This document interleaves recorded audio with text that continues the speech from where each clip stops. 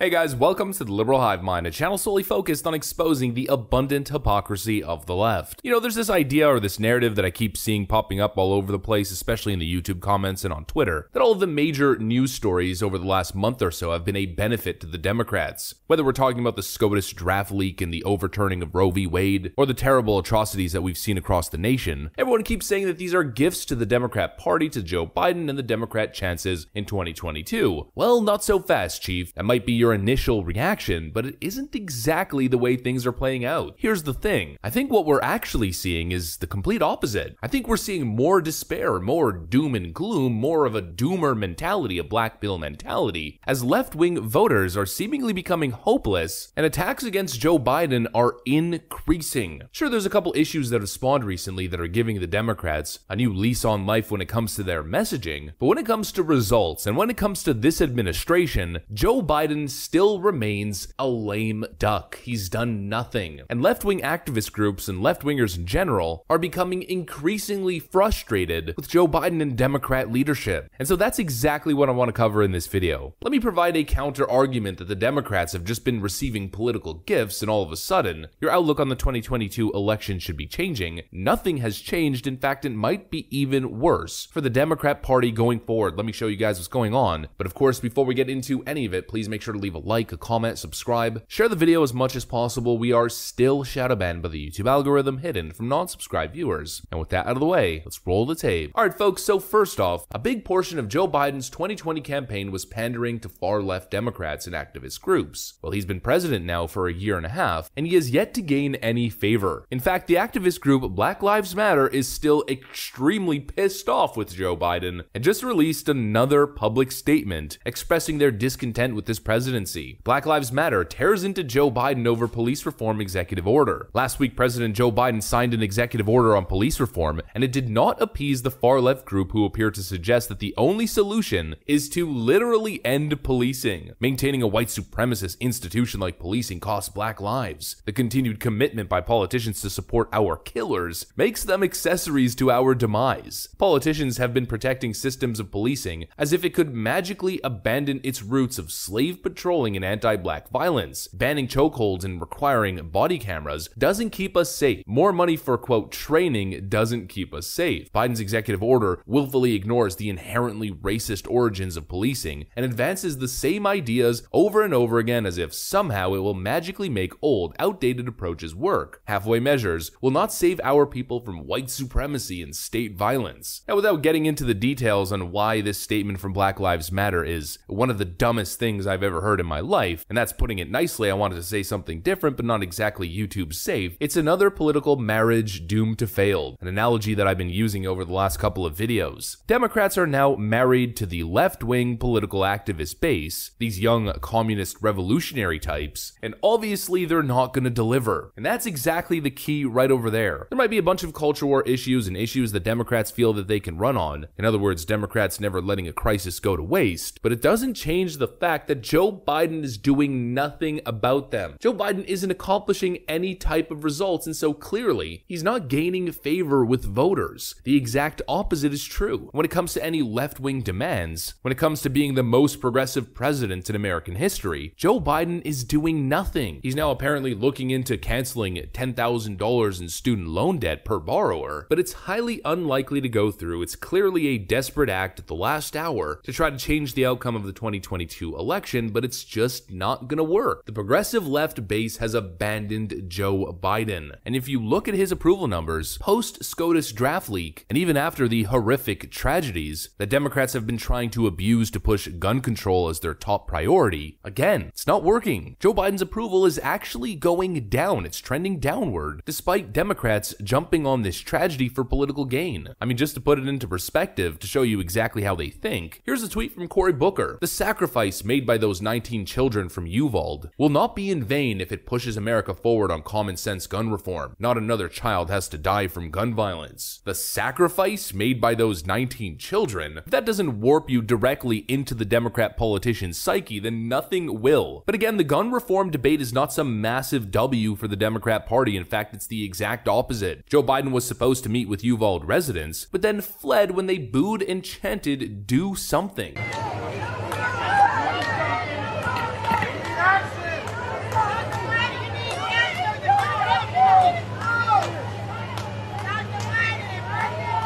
And that's the sentiment that's falling on Joe Biden's shoulders. Democrats think that this is going to be a massive messaging win, but all it is more crisis and more tragedy happening under his watch, and of course probably a continued track record of Joe Biden doing absolutely nothing about any of it, at least nothing substantive. And so the Democrats are definitely not going to get the win that they're hoping for by taking advantage of yet again another tragedy. Actually, here's a great example of the leftist sentiment right now. We've been covering the utter meltdown from the H3 podcast and Mr. Ethan Klein. Well, this is essentially how these anti-Second Amendment activists are feeling right now. He put out a really strong tweet that said it's time we stand up to the NRA. Okay. He literally tweeted that. Cool. Hey, Biden, remember you're the president? I could see that kind of tweet from my neighbor, from you. You know. Why are you telling me what, we? We are not the same. You are the president. You know what's funny? Biden, his big life goal, he tried to be president before, 2 times. His whole life he's been working towards being president. And now he's doing nothing. He's worthless.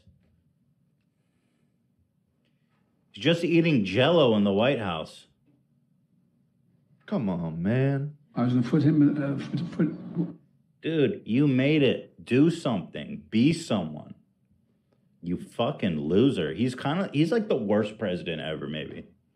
At this moment right now, I feel like that. At this moment right now, everybody in the government is failing. Everybody that has a position of power and is not using it to show us actual change, immediate, they're all failing. They feel as though Joe Biden is useless. And you know what? They're right. And he's especially useless when it comes to the Second Amendment. This idea that Democrats think that gun control and going after the Second Amendment is going to deliver them a massive campaign win is politically ignorant. In fact, the data's already out. The Hill, Democrats have lost elections because of gun control push. On Saturday, The Hill published a column on the Democrats' precarious position of desiring to secure more gun control, but knowing that pursuit of new gun laws has cost them elections in the past. While Republicans have been criticized for an unwillingness to take even small steps to restrict access to weapons in response to a national plague of mass shootings, it's not lost on Democrats the last time they had an extended debate and votes on ambitious gun proposals in 2013, they lost 9 seats in their Senate majority in the following election. And now Democrat activists are even going as far to suggest repealing the Second Amendment or constitutional amendments, like Michael Moore here on MSNBC. I think that we need some really drastic action here. We need a moratorium, perhaps, on gun sales. Who will say on this network or any other network in the next few days, it's time to repeal the Second Amendment? Oh, you can't say that. Well, why not? Why not? Look, I support all gun control legislation, not sensible gun control. We don't need the sensible stuff. We need the hardcore stuff. And so this narrative that we're currently seeing the perfect storm for Democrats to turn this thing around is completely bogus. I'd argue it's probably the exact opposite. The main focal point of the 2022 election is not going to be the Second Amendment, and it's not going to be the SCOTUS draft leak. The focus remains on Joe Biden's failure as president of the United States. And no culture war issues or political distractions are going to change that. It still remains a referendum on Democrat leadership and Democrat lack of performance. At the end of the day, everything that happens under Joe Biden's watch remains a Joe Biden issue. I think we're about 150 or 160 days away from the 2022 election, and the chances of Joe Biden coming up with miraculous solutions to these very deep, complex societal issues is essentially 0%. And honestly, the Democrats' chances of retaining the House of Representatives at this point might also be 0%. And all the talk suggesting anything else is nothing but left-wing hopium. At least that's my analysis. Let me know what you guys think in the comment section, of course. Like usual, I gotta get back to work. I want to thank you guys for watching, and I'll see you on the next one.